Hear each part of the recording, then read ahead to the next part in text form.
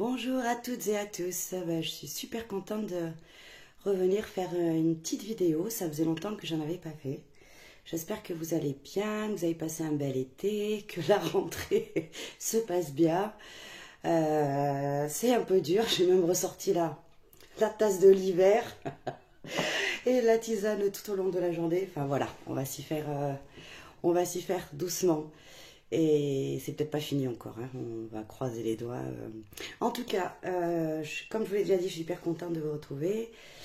J'ai fait une séance qui est extraordinaire, qui m'a chamboulée, qui m'a touchée profondément. Et je me suis dit, il faut que je partage ça avec tout le monde, avec l'autorisation, bien sûr, de la personne avec qui je l'ai faite. J'ai le grand honneur de faire une séance avec Amy Winehouse. Et, comment m'est venue l'idée? Alors j'avais vu le biopic il n'y a pas très longtemps et je me suis dit waouh, elle a quand même une sacrée histoire, une sacrée fin. Est-ce qu'elle est partie en paix ou pas? Et je me suis dit tiens, et si on allait faire un petit tour et aller voir si elle a envie, besoin de parler ou pas. Voilà, donc avec son autorisation bien sûr, je partage avec vous les informations qu'elle m'a données. Et je vous avoue que c'était une séance qui a été très difficile, qui a été lourde émotionnellement, quand on voit un petit peu sa vie et la fin de sa vie. Forcément, il y avait du lourd derrière. Voilà. Donc, c'est parti, je vais vous expliquer. Alors, pour ceux qui me connaissent déjà, vous êtes nombreux à me connaître déjà, mais pour ceux qui ne me connaissent pas, pardon, comment je fais? Alors, à l'aide du test musculaire, hop, je communique avec son âme, je lui pose des questions, oui, non, et ensuite elle me guide. Son âme me guide à travers des livres. Hop, alors là j'en ai sorti plein. Alors des livres que j'ai partout dans ma bibliothèque, j'ai plein de livres, c'est des romans que j'achète à 1 euro dans les librairies, des livres d'occasion. Que je renouvelle très régulièrement pour ne surtout pas me laisser influencer, ne surtout pas les connaître par cœur. Et c'est des livres que je ne lis pas. Bon, vous allez voir quand les livres qui sortent, c'est pas le genre de livres que je lis, même si je respecte leur auteur. Et voilà, en tout cas, c'est pas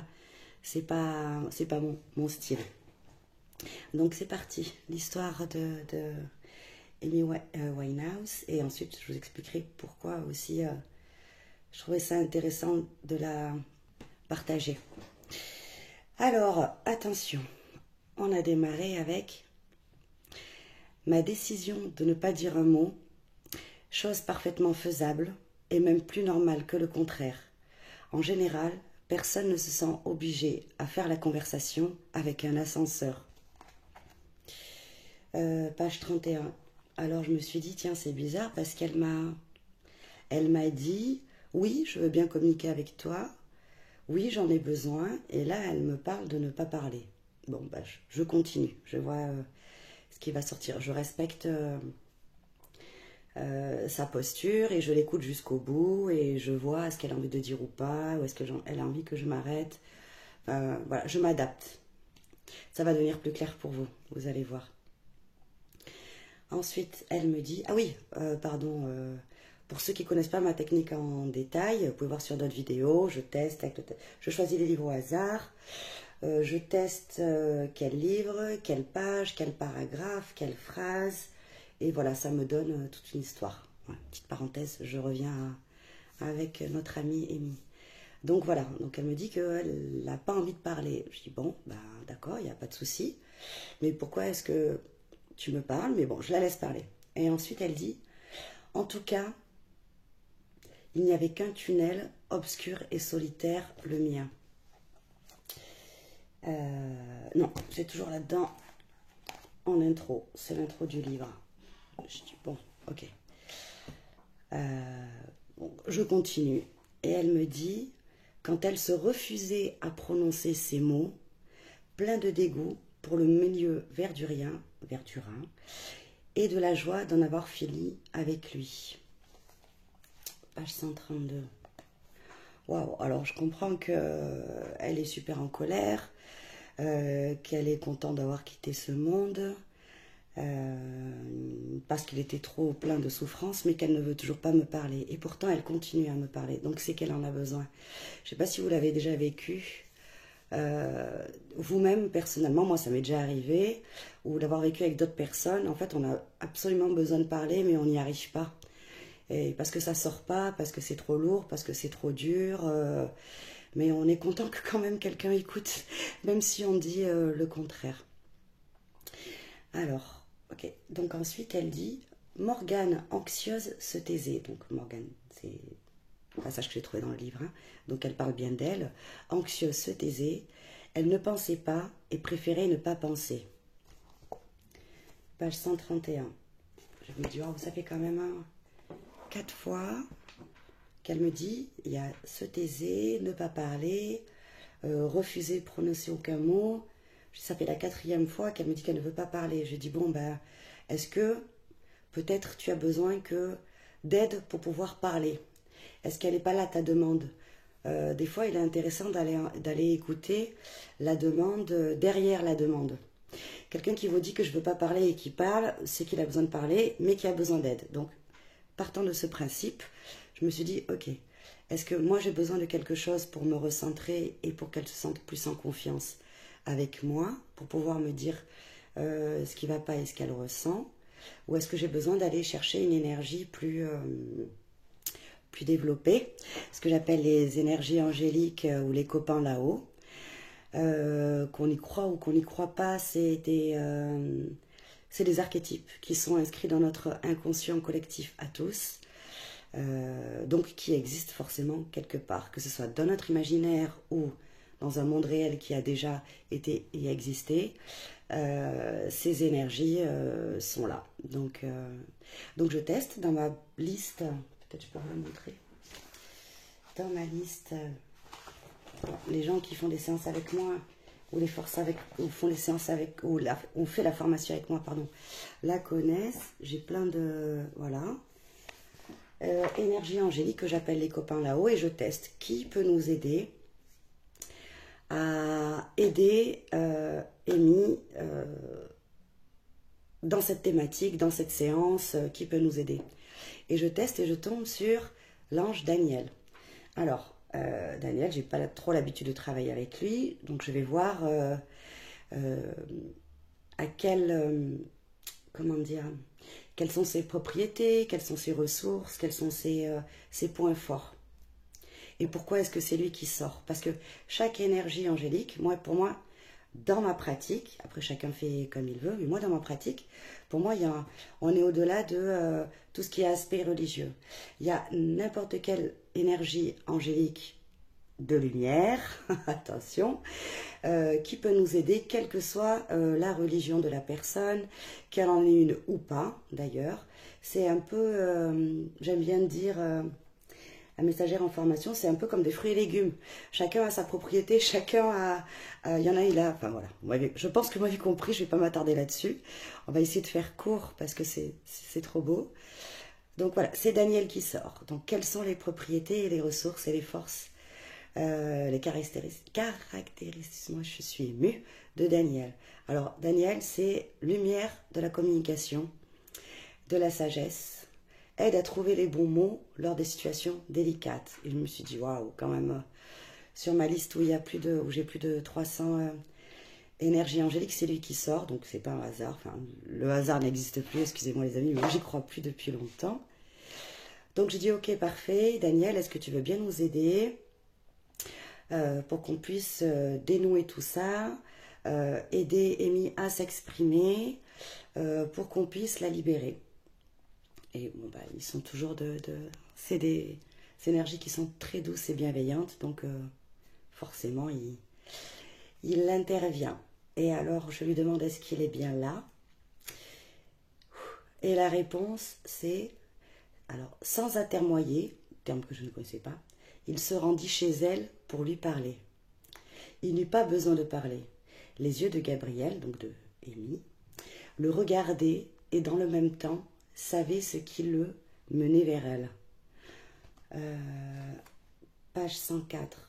Oh, j'ai trouvé ça magnifique parce que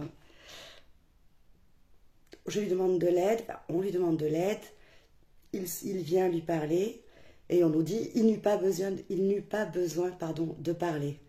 Et c'est génial parce qu'elle, elle était dans cette espèce d'énergie où elle avait du mal à parler. Enfin bref, c'est comme si c'était adapté à, à son énergie, à son besoin, à sa demande. Et voilà, donc sans parler, il est arrivé près d'elle et il lui a apporté ce dont elle avait besoin pour qu'elle puisse communiquer avec moi. Et j'ai trouvé aussi le passage magnifique, les yeux de Amy, le regarder et dans le même temps, savait c'est qui le menait vers elle. Donc c'est comme si j'étais spectatrice. Bon, ça se passe sur un monde qu'on ne voit pas, invisible, mais que l'on ressent, avec lequel on peut rentrer en contact. Mais voilà, d'assister à cette scène de l'extérieur, c'était hyper touchant de voir, de sentir et d'entendre Daniel qui vient la rejoindre, qui ne lui parle pas, qui s'adapte à elle et qui lui donne l'amour et l'énergie nécessaires pour qu'elle puisse s'exprimer. Et elle, en même temps, dans le même temps, elle sait très bien pourquoi il est venu la voir, puisque je fais la séance avec elle et ensemble on en fait la demande. Sans son autorisation, je n'aurais jamais fait la demande. J'aurais clôturé la séance. D'ailleurs, elle m'aurait dit, je clôture la séance, je m'en vais. C'est un peu comme une discussion avec quelqu'un avec qui on est en face. Si la personne, elle ne veut pas parler, mais qu'elle reste en face, c'est que quelque part, elle a envie de parler, comme on l'a dit plusieurs fois. Mais si elle se lève et qu'elle s'en va, c'est que vraiment, elle n'a pas envie de parler. Voilà. Et là, ce n'était pas le cas. Elle est restée. Voilà. Ensuite, hop, je me perds, pardon, j'y reviens. C'était trop beau. Et là, elle parle. Donc juste après l'intervention de Daniel, sans la forcer, comme quoi quand on veut forcer les gens, ça marche pas. C'est des choses que j'ai déjà essayé de faire dans ma vie. C'est des choses que vous avez peut-être déjà essayé de faire dans votre vie. Essayer de forcer quelqu'un à parler, ça ne marche pas. Et pareil, moi, si on essaye de me forcer à parler, je ne parlerai pas. Et je suis sûre que si on vous force à parler, vous ne parlerez pas non plus. Donc, voilà, je pense que Daniel, il est passé par la voie de l'amour et de la compassion et de l'empathie. Et comme par magie, elle s'est ouverte et elle a commencé à parler. Je vous lis. Et là, elle a commencé à parler. Mais comment a-t-elle pu se montrer si crédule et se laisser tourner la tête par ce bellâtre sans morale, avec plein de points d'exclamation. Page 64. Oula, je comprends que là, en fait, elle était oui, super en colère. Je dis ok. Ensuite, elle enchaîne sur être seule dans la nuit, en ces lieux sauvages, m'éprouver moins que de penser à la trahison de Gazzo. Il avait brisé, en partant, l'amitié la plus belle de ma vie. J'en souffrais beaucoup. Page 113. Et là, c'était facile de comprendre qu'elle était super en colère, qu'elle s'est sentie abusée, qu'elle a senti qu'on avait profité d'elle par une personne sans morale, quelqu'un qui l'a trahi et qui a brisé l'amitié. Je lui dis ok, mais ce qui a retenu ce qui m'a mené au questionnement, c'était être seule dans la nuit en ces lieux sauvages. En faisant beaucoup de séances avec les défunts, je me suis dit ouf, est-ce qu'elle est dans le... Et comme tout à l'heure on nous avait parlé du le tunnel obscur et solitaire, je me suis dit non mais c'est sûr, elle n'est pas passée dans la lumière, là c'est sûr. Donc, on continue. On expliquera après. Et ensuite, elle dit, en tout cas, c'est un saint endroit pour mourir, cette petite chambre. Page 52. Donc là, je comprends vite qu'elle parle de cette chambre d'hôtel où elle est décédée. Et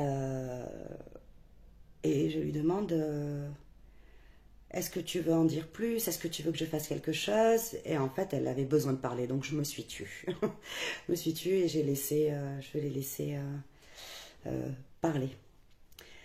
Alors, elle nous dit Irruption soudaine, sous le signe de la noirceur et de l'indistinct. Dans l'air brouillé et scintillant de la chaleur, quelque chose de noir avançait en tâtonnant. Il, cela, la chose. Deux points. Créature inquiétante, monstre, serpent, bête. Version sombre, de la sortie. J'ai ok, alors là, il y a plus de page 41. Et là, j'ai bon, bah, ok, c'est sûr à 300%, il n'y a plus de doute possible avec toutes ces infos qui se recoupent. Sa transition, son décès dans cette chambre d'hôtel, sa transition, enfin, quand je parle de ça, la transition, c'est ce passage qu'on fait quand on meurt pour partir dans ce qu'on nous, on va appeler l'au-delà. J'essaye de prendre des termes qui nous parlent à toutes et à tous. Cette transition s'est pas bien passée du tout, et que elle a été à la rencontre de créatures sombres, c'est-à-dire, moi j'appelle ça le bas astral, c'est quand on est en contact avec des énergies qui sont en très grande souffrance, en très grande douleur. Quand on arrive là, quand on n'arrive pas à passer de la lumière, je l'ai déjà expliqué plusieurs fois sur d'autres vidéos. Il n'y a pas de jugement divin. Je n'ai jamais vu ça avec toutes les séances que j'ai faites en 10 ans, 11 ans. Je n'ai jamais vu de jugement divin. C'est vraiment nous-mêmes qui nous punissons, on ne se sent pas digne en fait de passer dans la lumière qu'on va appeler paradis. J'emploie ce terme parce que c'est celui qu'on connaît tous.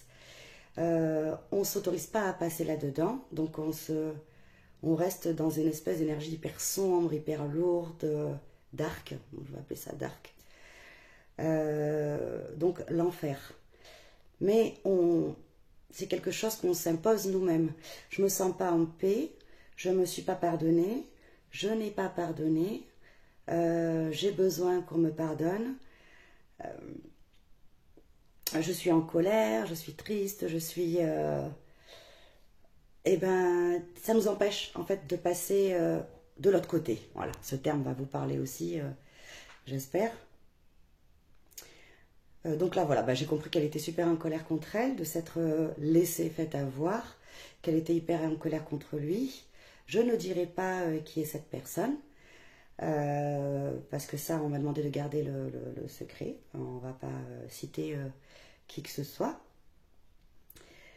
Voilà, donc, non. Voilà, pleine colère, tristesse, chagrin, culpabilité, rage, j'en étais vraiment sur du... Voilà, donc là, je laisse faire Daniel. J'ai dit, là, c'est trop pour moi, c'était tellement lourd. Ensemble, bouger, bien sûr. Donc, je demande à Daniel, pardon, est-ce que je dois faire quelque chose? Il me dit non. Et il me dit de faire une pause, donc je m'arrête. J'arrête là la séance.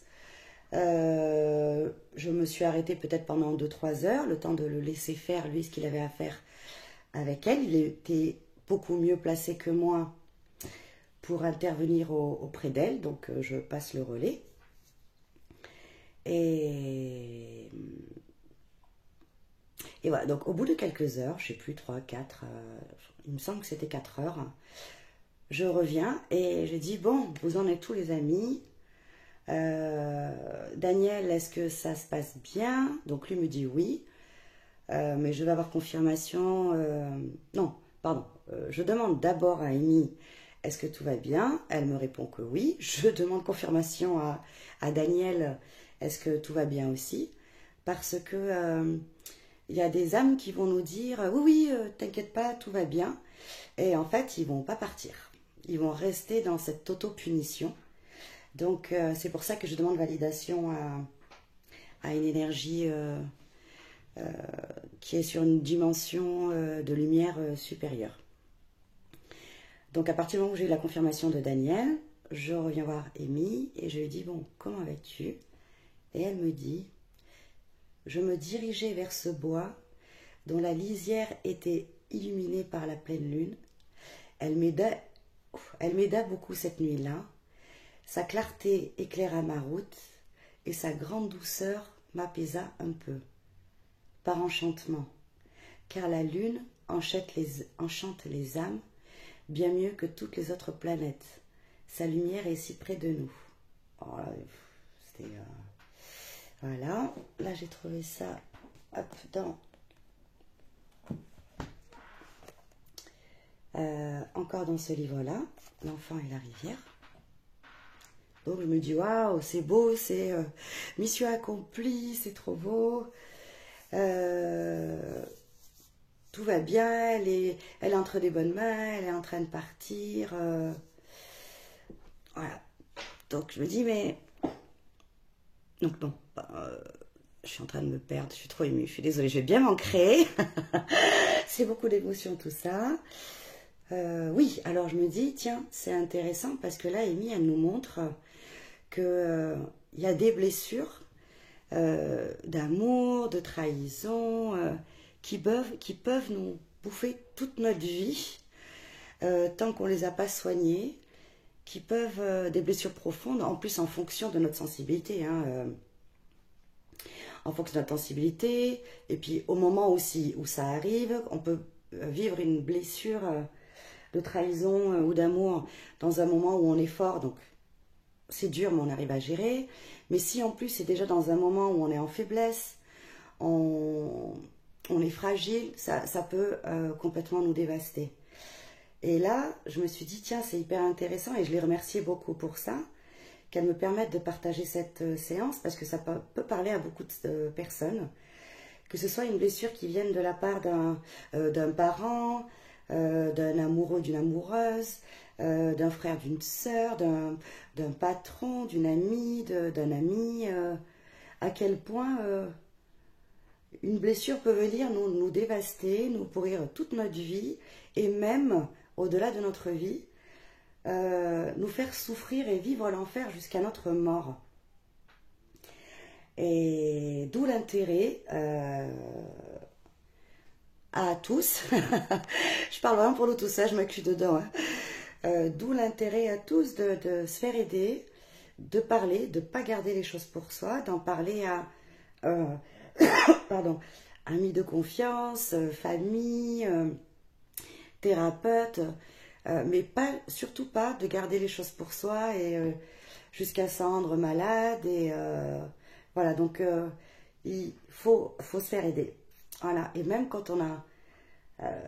j'ai déjà vu le cas plusieurs fois, hein, et en séance avec des personnes qui sont venues me consulter, mais je l'ai vécu moi-même dans ma propre vie. Il y a des fois où on vit un événement qui est tellement douloureux, on a presque même honte d'en parler.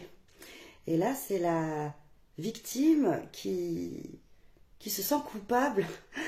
Et du coup, c'est ce que j'appelle moi la double peine.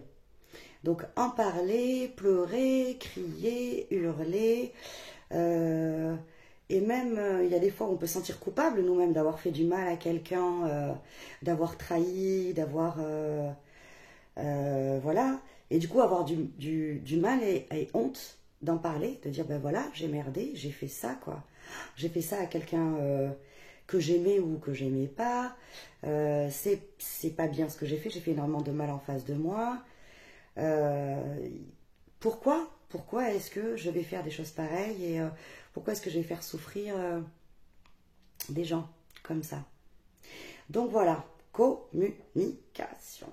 Et si c'est dur de le faire tout seul, enfin de le faire avec quelqu'un, papier, stylo, mais au moins que ça reste pas à l'intérieur, d'écrire, de déverser, de verser la colère, la tristesse, et l'objectif d'aller vers le pardon envers soi-même et le pardon envers l'autre. Quand je dis pardon, ça ne veut pas dire acceptation, hein. Attention, ça veut juste dire, ok, bon ben l'autre il a merdé parce que s'il a fait autant de mal, c'est parce qu'il doit être vraiment en souffrance. D'accord?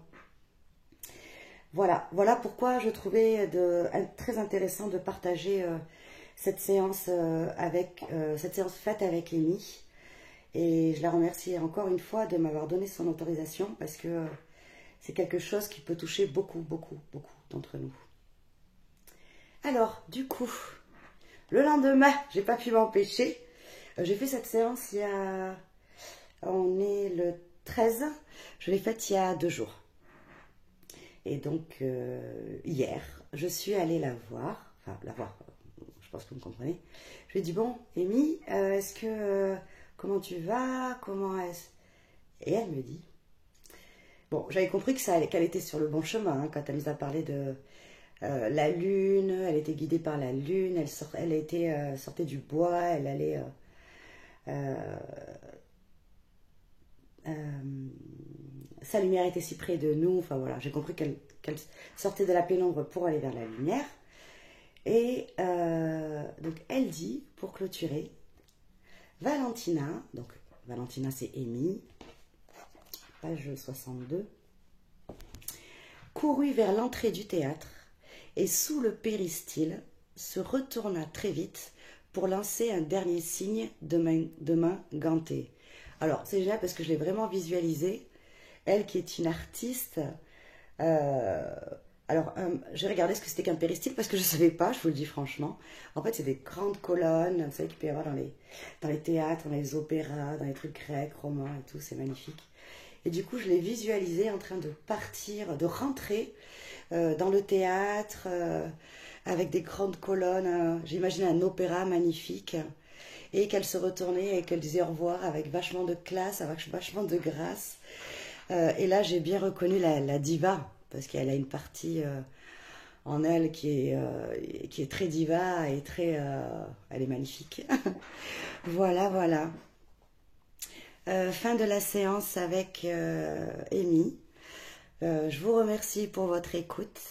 J'espère que cette séance avec elle vous donnera des pistes de réflexion et qu'elle pourra vous aider quelque part sur votre chemin. Et je vous souhaite le meilleur. Prenez bien soin de vous. Je vous embrasse et à bientôt pour d'autres vidéos. Elle m'a vraiment donné envie de refaire d'autres vidéos. Au revoir, à bientôt.